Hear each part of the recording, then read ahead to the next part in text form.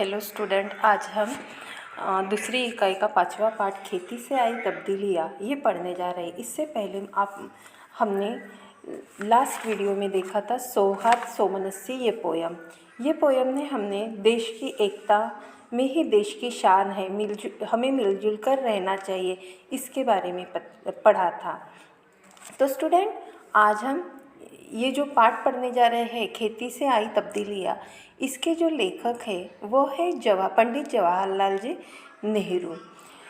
इनका जन्म इलाहाबाद में 1879 में हुआ, उत्तर प्रदेश में हुआ था, और मृत्यु 27 मई 1964 में नई दिल्ली में हुआ था। ये भारत के पहले प्रधानमंत्री थे और ये एक चिंतक, वक्ता, लेखक और विचारक थे। नेहरू जी आधुनिक भारत के निर्माण में महत्वपूर्ण भूमिका इन्होंने अदा की है। प्रस्तुत पाठ में नेहरू जी ने अपनी पुत्री इंदिरा को पत्र लिखा है। इस पत्र में आदिम अवस्था से आगे बढ़कर खेती के माध्यम से हुए मानवीय सभ्यता के श्रमिक विकास को बताया है। यहाँ नेहरू जी ने अमीर गरीब के मानदंड एवं बचत प्रणाली को सुंदर ढंग से समझाया है। यह एक पत्र है पिता का पुत्री को। मैं आपको एक एक पैराग्राफ पढ़कर उसको समझाऊंगी, एक्सप्लेन करूंगी। तो ये पत्र देखो। प्रिय बेटी इंदिरा, अपने पिछले खत में मैंने कामों के अलग अलग किए जाने का कुछ हल बतलाया था। बिल्कुल शुरू में जब आदमी सिर्फ शिकार पर गुजर बसर करता था, काम बटे हुए न थे। हर एक आदमी शिकार करता था और मुश्किल से खाने भर को पाता था। सबसे पहले मर्दों और औरतों के बीच में काम बंटना शुरू हुआ होगा। मर्द शिकार करता होगा और औरत घर में रहकर बच्चों और पालतू जानवरों की निगरानी करती होंगी। देखो, यहाँ पर नेहरू जी ने बताया है कि कामों को अलग अलग किए जाने का कुछ हल बतलाया था। मीन्स पिछले पत्र में इंदिरा जी को जो जवाहर जी ने पत्र लिखा था, उसमें उन्होंने कामों को अलग अलग किए जाने के हल बताए थे।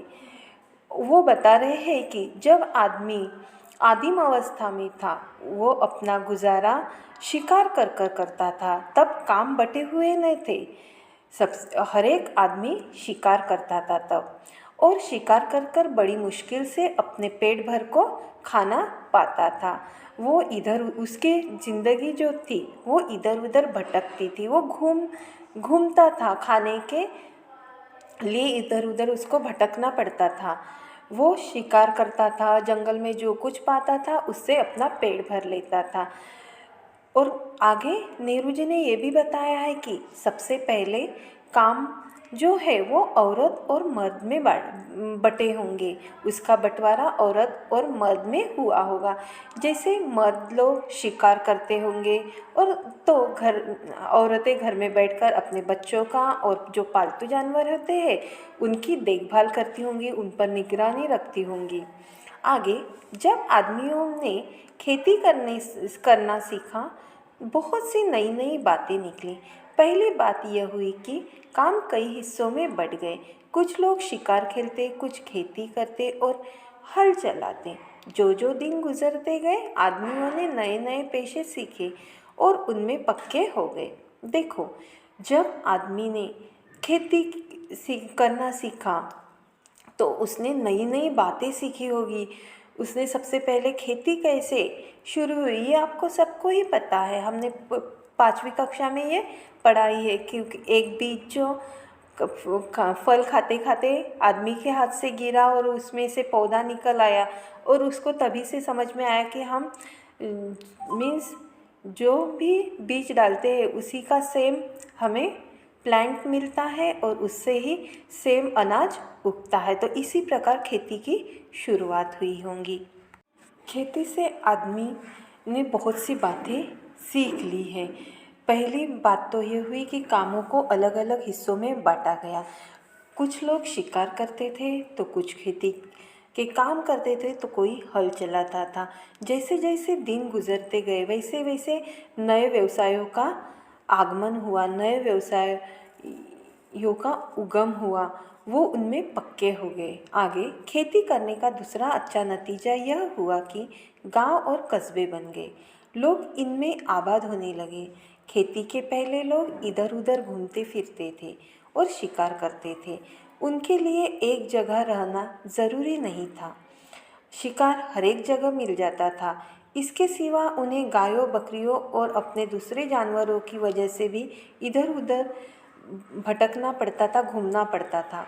इन जानवरों के चराने के लिए चरागाहों की ज़रूरत थी। एक जगह कुछ दिनों तक चरने के बाद ज़मीन जानवरों के लिए काफ़ी घास पैदा नहीं होती थी और सारी जाति को दूसरी जगह जाना पड़ता था। देखो, खेती का एक अच्छा नतीजा हुआ, ऐसे पंडित जी यहाँ कहते हैं, क्योंकि खेती के कारण जो व्यक्ति है उनका जो जीवन है उनमें स्थिरता आ गई, जीवन में उनके स्थिरता आ गई, वो एक जगह पे रहने लगे।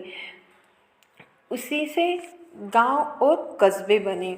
फिर लोग उनमें आबाद होने लगे। खेती से पहले लोग इधर उधर घूमते थे। एक जगह पर उन्हें शिकार के लिए उन्हें मीन्स इधर उधर घूमना पड़ता था तथा उनके पास जो भेड़ बकरियां थी, जानवर थे, उनको चराने के लिए उनको मीन्स चरागाहों की खोज में इधर उधर भटकना पड़ता था, जाना पड़ता था। और मीन्स जब लोगों को खेती करना आ गया तो उनका ज़मीन के पास रहना ज़रूरी हो गया। ज़मीन को जोतकर बोकर वो छोड़ नहीं सकते थे। उन्हें साल भर तक लगातार खेती का काम करना रहता था और इस तरह गांव और शहर बन गए। देखो, जब इंसान खेती करना उनको आ गया तब उनको ज़मीन के पास रहना ज़रूरी था, क्योंकि जो उन्होंने फसल बोई है वो उगने तक उन्हें वहीं पे रहना पड़ता था, क्योंकि वो उन्हें छोड़कर नहीं जा सकते थे। इसी तरह गांव और शहर बन गए। दूसरी बड़ी बात जो है वो खेती से पैदा हुई वह यही थी कि आदमी की ज़िंदगी ज़्यादा आराम से कटने लगी। खेती से ज़मीन में अनाज पैदा करना सारे दिन शिकार खेलने से कहीं ज़्यादा आसान था। इसके सिवा ज़मीन में अनाज भी इतना पैदा होता था जितना वे एकदम खा नहीं सकते थे। इसे वे सुरक्षित रखते थे। एक और मज़े की बात सुनो, जब आदमी निपट शिकारी था तो वो कुछ जमा न कर सकता था या जब आदमी निपट शिकारी था तो वह कुछ जमा न कर सकता था या कर भी सकता था तो बहुत कम, किसी तरह पेट भर लेता था। देखो, जब आदमी ने खेती करना सीखा तो उनकी ज़िंदगी जो है वो ज़्यादा आराम से कटने लगी, क्योंकि पहले उनको खाने की खोज में इधर उधर भटकना पड़ता था, लेकिन खेती के कारण उनके जीवन में स्थिरता आ गई। खेती से ज़मीन में अनाज पैदा करना सारे दिन शिकार खेलने से कहीं ज़्यादा आसान था। इसके सिवा आदमी जो अनाज पैदा करते मीन्स उगाते थे वो एकदम से नहीं खा सकते थे, वो जमा कर सकते थे।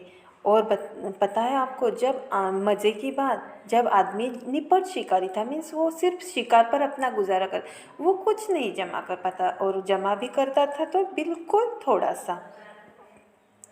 देखो, किसी तरह वो जो जमा करता था उससे किसी तरह पेट भर लेते थे। उसके पास बैंक न थे जहाँ वह अपने रुपए व दूसरी चीज़ें रख सकता। उसे तो अपना पेट भरने के लिए रोज़ शिकार खेलना पड़ता था। खेती से उसे एक फसल में ज़रूरत से ज़्यादा मिल जाता था। अतिरिक्त खाने को वह जमा कर देता था। इस तरह लोगों ने अतिरिक्त अनाज जमा करना शुरू किया।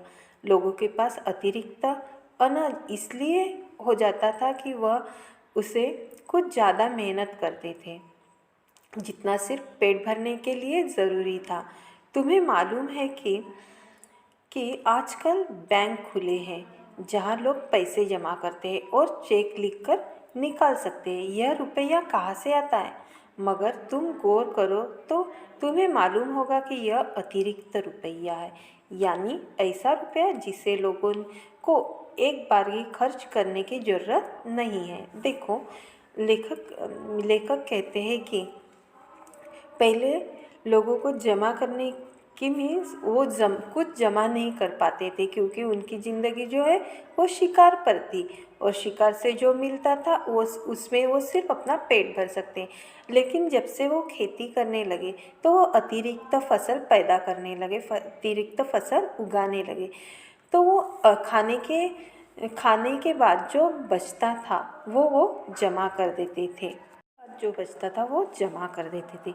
आगे लेखक कहते हैं कि आजकल तो बैंक खुले जहाँ लोग अपने अतिरिक्त रुपए जमा कर सकते हैं और चेक लिखकर उसे निकाल भी सकते हैं। लेकिन ये अतिरिक्त रुपए कहाँ से आते हैं? तो देखो, जो लोग एक बार मीन्स खर्च करके जो बचते हैं वो अतिरिक्त रुपए होते हैं, इसे वे बैंक में रखते हैं। आगे वही लोग मालदार हैं जिनके पास बहुत सा अतिरिक्त रुपया है, और जिनके पास कुछ नहीं है वे गरीब है। आगे तुम्हें मालूम होगा कि यह अतिरिक्त रुपया आता कहाँ से। इसका सबब यह नहीं है कि आदमी दूसरे से ज़्यादा काम करता है और ज़्यादा कमाता है, बल्कि आजकल जो आदमी बिल्कुल काम नहीं करता उसके पास तो ज़्यादा बचत होती है, और जो पसीना बहाता है वो खाली हाथ रहना पड़ता है। कितना बुरा इंतज़ाम है। बहुत से लोग समझते हैं कि इसी बुरे इंतजाम के कारण दुनिया में आजकल गरीब आदमी है। अभी शायद तुम यह बात समझ न सको, इसीलिए इसमें सिर न खपाओ। थोड़े दिनों में तुम इसे समझने लगोगी। लेखक कहते हैं कि यह अतिरिक्त पैसा जो है वो लोग बैंक में जमा करते हैं और ज़रूरत पड़ने पर निकालते हैं। और आगे कहते हैं कि आजकल मालदार लोग हैं उनके पास ही अतिरिक्त रुपया है, और जिनके पास अतिरिक्त रुपया नहीं है वे गरीब है। आगे तुम्हें मालूम है कि ये पता करना है कि ये अतिरिक्त रुपया आता कहाँ है। तो आप समझते होंगे जो ज़्यादा मेहनत करते हैं, ज़्यादा कमाते हैं, वही उनके ही पास अतिरिक्त है। लेकिन ये गलत है। जो पसीना बहाते हैं उनके पास बहुत कम धन होता है, और जो कुछ नहीं करते हैं, बैठे रहते हैं, आराम फरमाते हैं, उनके पास अतिरिक्त धन की कमी नहीं होती। उनके पास बहुत सा अतिरिक्त धन होता है।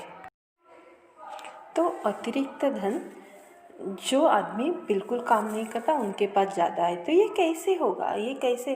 ये समझ देखो, बहुत से लोग समझते हैं कि बुरे इंतजाम के कारण ही आजकल दुनिया में गरीबी फैली हुई है, आदमी गरीब है।